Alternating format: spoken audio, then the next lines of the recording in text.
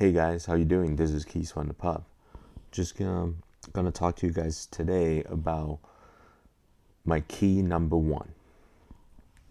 The topic's gonna be on use your fat. This topic will allow one to unlock their chain in terms of health and obesity.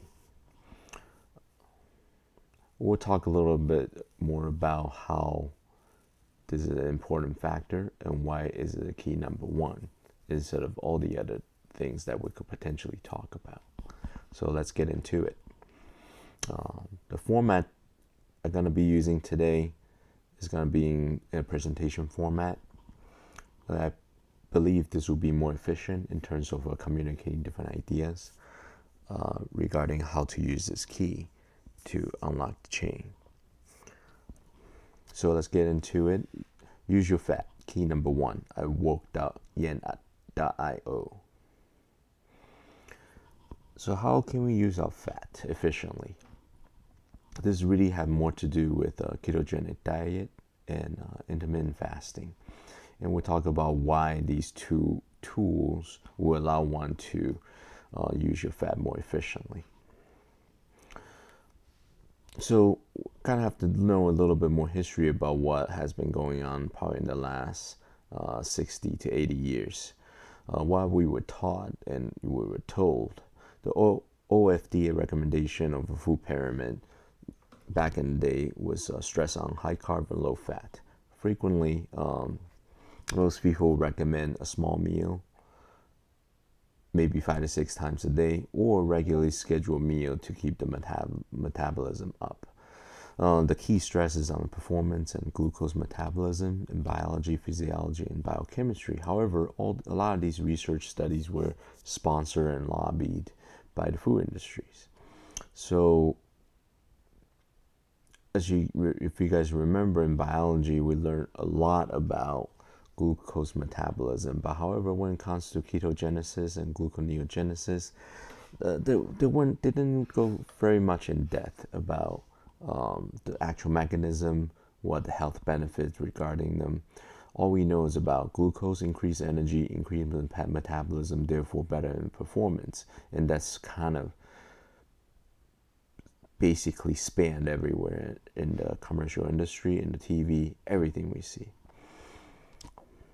So the problem is this, that if you continue to use glucose for a long time, and it becomes a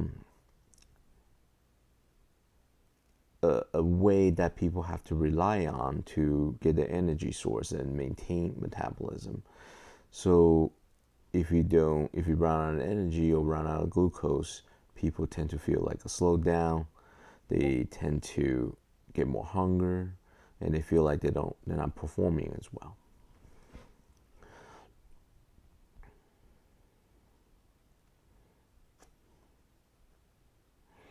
So let's look at the old and the new food pyramid. So back in the day, the old food pyramid consists of large amount of starch, carbohydrates, some complex carbohydrates, more carbohydrate from dairy, protein products, oil and fat, and obviously meat.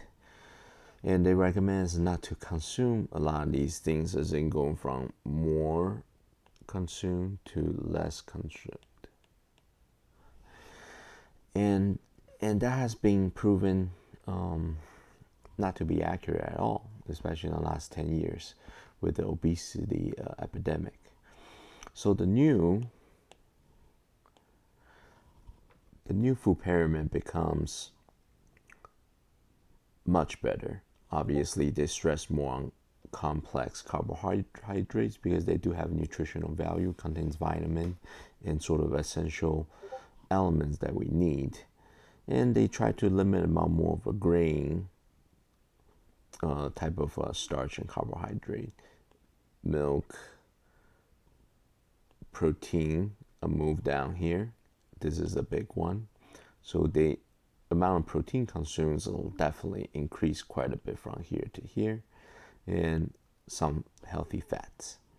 And obviously junk food, carbohydrate, all the way up top, as in things to avoid. And this food pyramid definitely looks a lot better. But however, when you look at a ketogenic diet, the food pyramids continue to evolve, where we're consuming more protein, but healthy type of protein and carbohydrates, and healthy kind of fat. Lots of vegetables, which consists of more minerals and vitamins and essential nutrients, and complex carbohydrates that have more nutritional value. As you can see, the food pyramids evolved over time into more of a paleo or ketogenic like diet. So these two terms will come discuss further about the similarities and how is that used to achieve the goal we want to achieve in terms of maintaining nutrients and replenish our body with healthy intakes. So we did talk about sort of less information regarding the dark side of the metabolism, which is ketogenesis, starvation, fasting state, and return to homeostasis. Glucose, high abundance, insulin release, glycogen, fat production, increase oxidation metabolism, store more energy. This is what typically the traditional way of looking metabolism. However, this is the dark side, which is the things that people don't usually talk about, where we run into glucose scarcity or low glucose levels, glucagon release, where our body responds to that, glycogenolysis, inhibits fat production, increases fat utilization, decrease oxidation, use to store energy, and maintain homeostasis. So therefore, it maintains the glucose level without letting it to be dangerously low via gluconeogenesis. So ketosis and ketoacidosis are two big terms that people tend to throw around. Ketoacidosis is a state where it gets into a dangerous level, and we do not want to do that. And ketosis is sort of in this optimal state where your body is able to maintain its glucose state without going to a severe starvation mode where you start breaking down too much ketones and starting to change in the pH of the blood, and obviously affecting the metabolism, allowing the body to shut down. So we definitely need to understand what this cycle does, and everybody does have it, because every time we don't eat and it's past 4 to 6 hours after eating, our body goes into a fasting state and basically allow us to function without having to continue to eat or eat all the time. And this is important. So our body already does that, but we can definitely accentuate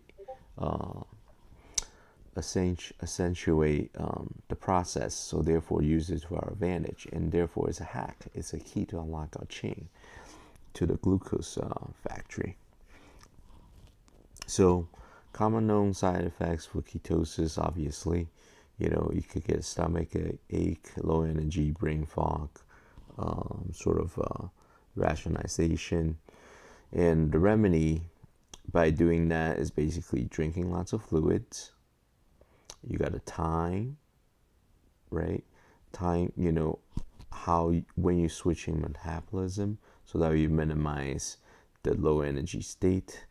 And then, we need to make sure we consume fat, which allow to generate ketones and or ketosis to allow continuous delivery of fuel to the brain, and mental strength to avoid, wanting to have food, or being bored and wanting to eat. You have to think about, okay, well, if I'm not hungry, I'm not going to eat because, my body doesn't need it right now. So a lot of different things, sort of, you kind of have to experience yourself before you can offer some sort of remedy or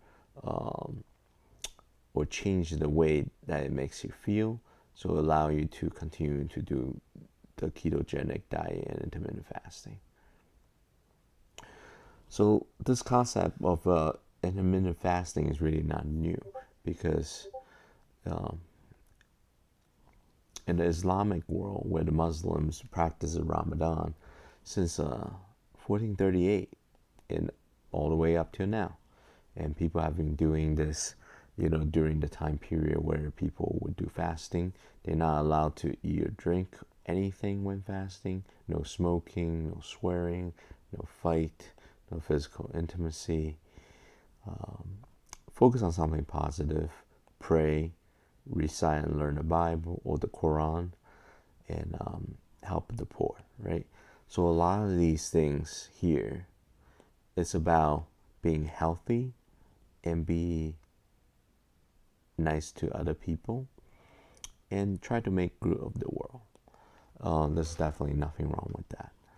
And however, if you not doing it correctly, you would experience some of these metabolic changes during Ramadan. And a lot of these things could totally be avoided by knowing what we know about ketogenesis and how to avoid certain things. So we're going to go into that. So improved way for intermittent fasting is that we will definitely have to eat well with a high protein, low complex carbohydrate, and some fat and healthy cholesterol source, sort of from omega-3, fish, eggs, and egg yolk, egg whites, cheese, sort of a healthy source of the cholesterol and fat. Stay hydrated, and plant fat, actually plant derived fat sources actually very good. Stay hydrated, drink plenty of water during fasting, which is kind of contradictory with the Ramadan, as they also advises water fasting also. So this creates a lot of discomfort for people when they aren't able to drink water during the time of fasting, where your metabolism continues, your blood thickens, you have ketones in your body. You definitely need to drink a lot of water and stay hydrated to minimize those effects. People tend to eat late during Ramadan, after sundown, before sunrise, often disrupt people's sleep, and therefore having more acid reflux symptoms, not sleeping well, increasing more stress when they do that. So what the improved way is that you move the 1 or 2 meals a day to earlier, allow proper digestion and sleep schedule while reducing reflux symptoms. Which you would get into that in a little bit on, how you would do that. People could continue to work out and maintain muscle mass. This is actually the most important. Most people don't want to lose muscle mass, and people don't want to slow down their metabolism. So when you go into a starvation mode, it tends to do that. So why people doing intermittent fasting is that it does not allow the body to go to the full starvation mode, only into the slight fasting state, which will allow you to take all the advantage of intermittent fasting without going to the starvation mode, and therefore maintaining muscle mass and metabolism. It's not doing a prolonged fasting state, which can lead to starvation, which we just talked about here. Severe caloric deficit is also another problem. You definitely need an amount of calorie to maintain metabolism and avoid muscle loss. So therefore, you definitely need to maintain a healthy caloric intake. So therefore, you don't run into any of these problems. So we'll talk about a little bit more about that.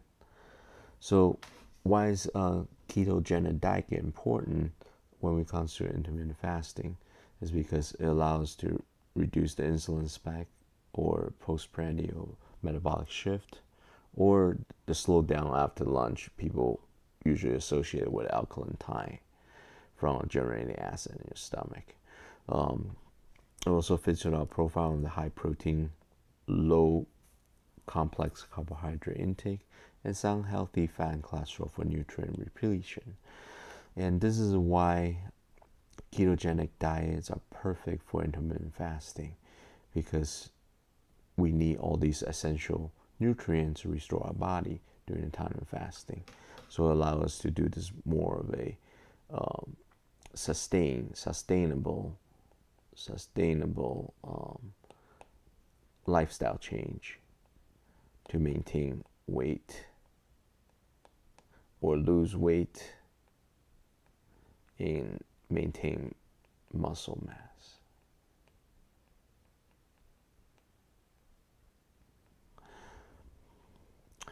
And paleo diet is also very similar to this.